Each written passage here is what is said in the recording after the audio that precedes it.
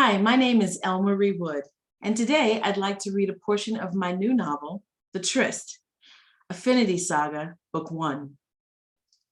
This novel is a mashup of psychological horror, science fiction, and romance elements, and I hope you enjoy it. Let's start from the beginning. Early. For one of the first times in her adult life, she was deliberately early. And like the last time she was early on purpose, he was already there, waiting for her. Only this time, the flowers were beautiful. They always were at those things, and that made everything sadder somehow. Their scent permeated the air, sweet, aromatic, subtle, deceptive, subliminal as it inundated, permeated, overwhelmed. Serene, like fresh water from a spring, as it cascaded lies over the surfaces that it touched and left its residue behind. Lies about life, about rebirth, about continuation and the happiness it should bring. White lilies on stands, on the floor, everywhere. Brilliant, vibrant, alive. But he's not. He's not. She closed the door behind herself quietly, sneaking into the room unseen. It was a small funeral home, one of the last mom and pop shops that ran their operations out of a house in the middle of town. Their home? Who knows? If big business hadn't gotten to them yet, it might be. Or maybe this was just a facade to mask the machine, a way to tap into the boutique funeral market if there was such a thing. But none of that mattered to her. A small funeral home meant fewer people on staff. Apparently, it also meant an unlocked front door and easy access to the room where he lay waiting, dead. She had her lie ready should she have to use it. It was there on the tip of her tongue. Old colleague, heard about his passing when in town for a meeting, had time to come by and pay her respects before flying out again. It sounded good enough in her head anyway. She hadn't planned to stay long, wouldn't be there after the ceremony should someone want to inquire more, look deeper, if she even stayed that long. She couldn't let them see. There he was. His wife had chosen a handsome suit for him. That much she could see from where she stood. But she found that her body didn't want to get any closer. To do that would bring him into view. She wouldn't be able to escape his still unnatural face. To get closer would mean that he was really lying there out of reach, gone. How long had she been standing there, her back nearly touching the closed door? A minute? 10? It felt like forever and only a second at the same time. There he was. She took a step forward, but found that she was unsteady. She stopped, taking a deep breath, trying to calm herself down, her nerves getting the best of her. But she couldn't, because he was right there in that box where he would lie forever, right there where he wouldn't be able to touch her, smile at her, laugh with her ever again. Right there, but not. Tears stung the corners of her eyes again, and she leaned into the feeling. The sensation was an old friend now. She took 1, 2, 3 more steps until she had reached him, walking towards the man she would have to learn to live without for the last time. A shuddering breath escaped her lips as her eyes avoided his face to land on his hands. She didn't want to see his face yet, didn't want to have that image burn itself into her head. She did not want to remember him like that, the face she loved to stare at, now waxen and sculpted, the last lines of his story smoothed to placidity. She could not. She did not want to see for once and for all that he was indeed gone. His hands, large palms with proportioned fingers, manicured nails, prominent veins, strong. She remembered those hands, how they engulfed hers, how they interlaced with his, how warm, so warm they were, how cold they felt under her own now. She never heard the door open and close, never heard footsteps approach where she stood in front of the casket. But when he spoke, she did not flinch. It was as if he were speaking to her from within a dream, another dimension, a place where he had always been, a place where they would live together, and she would feel his hands holding her again, and she would see him touching his face, and the white lilies wouldn't make her think of the earth, of death, of rot. His hand, it touched the small of her back, resting there as though that was where they belonged. And so she supposed they did.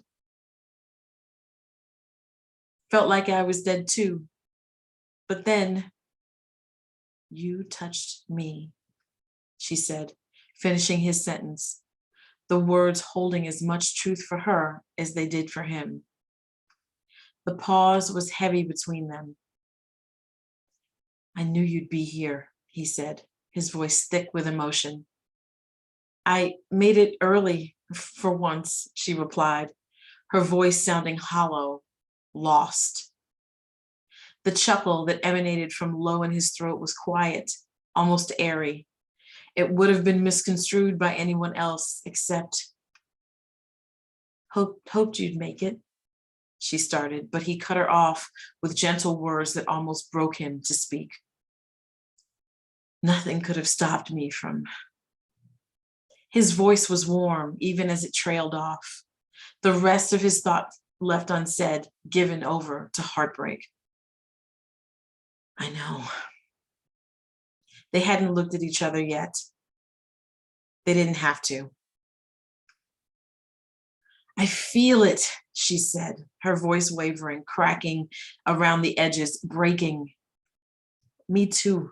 It's cold. I'm cold.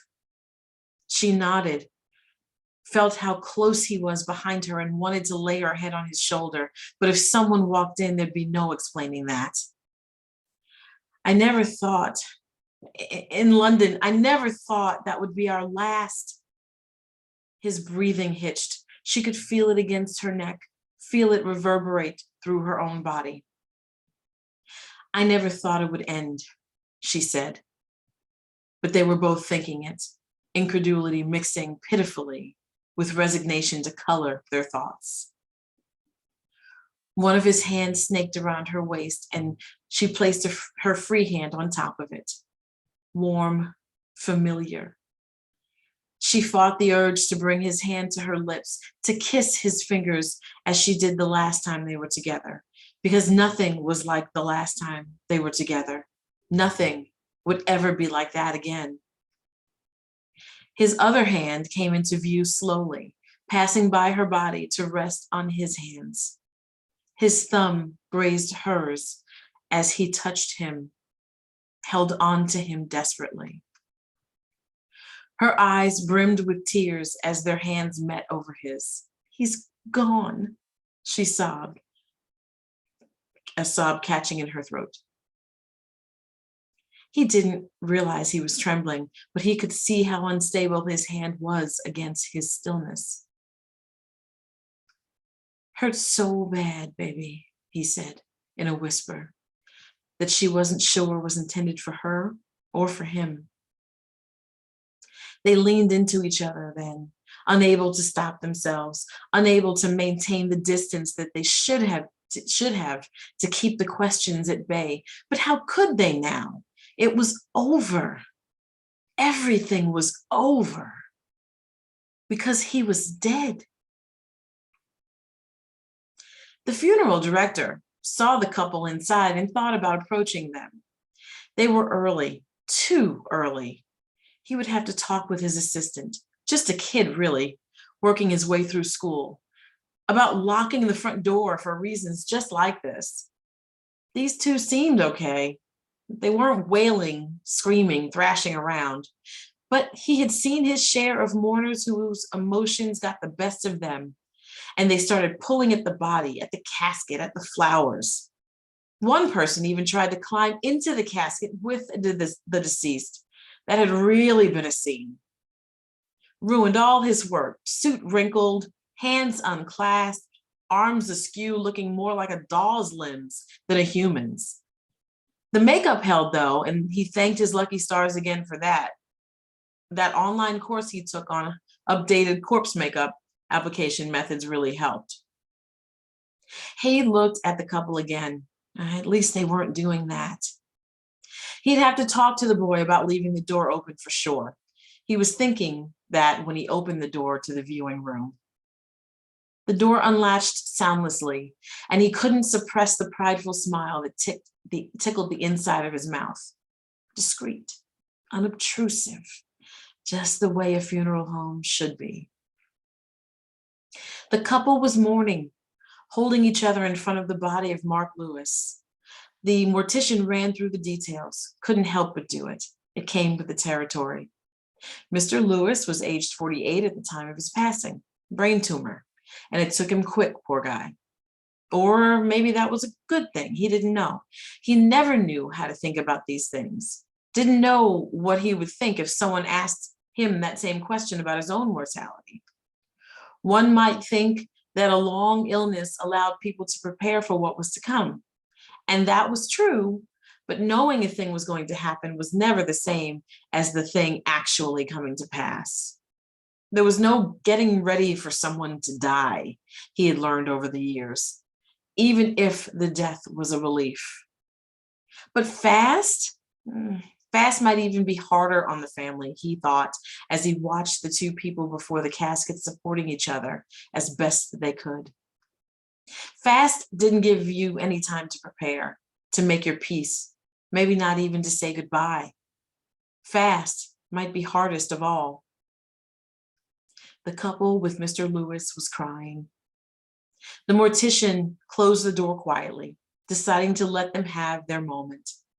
In an hour, the place would be filled with mourners for the man they were standing in front of, and they wouldn't get the chance to be alone with him again. They needed the time with him. He could see that.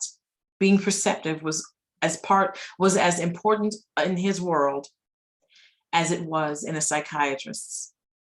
He also knew that they wouldn't be here when the family came, would probably not show up in the crowd when the funeral began or at the cemetery either.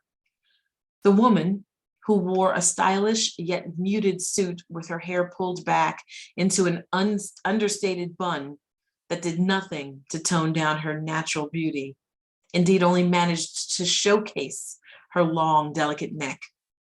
And the man who looked uncomfortable in his suit, off the rack, and so new the mortician thought he could see the tags tucked into his sleeve, but gifted with a masculine jaw and a considerate brow, handsome in spite of himself. They would be long gone.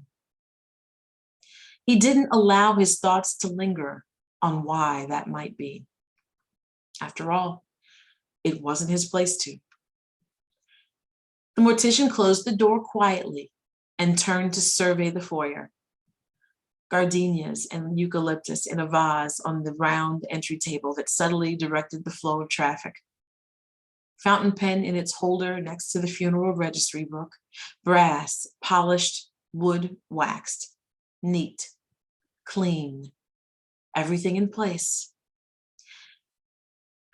Maybe he would tell the boy how good of a job he had done with the foyer and setting up Mr. Lewis's room. Maybe he would leave the door locking conversation for another day. And that was the prologue of the Tryst. I hope you enjoyed the reading, and I look forward to hearing your comments should you decide to pick up the book and read further. Again, my name is Elmarie Wood, and you can find me on the internet at www.elmariewood.com, on Facebook at facebook.com/Elmarie Wood, and on Twitter at Elmarie Wood 1. Thanks again.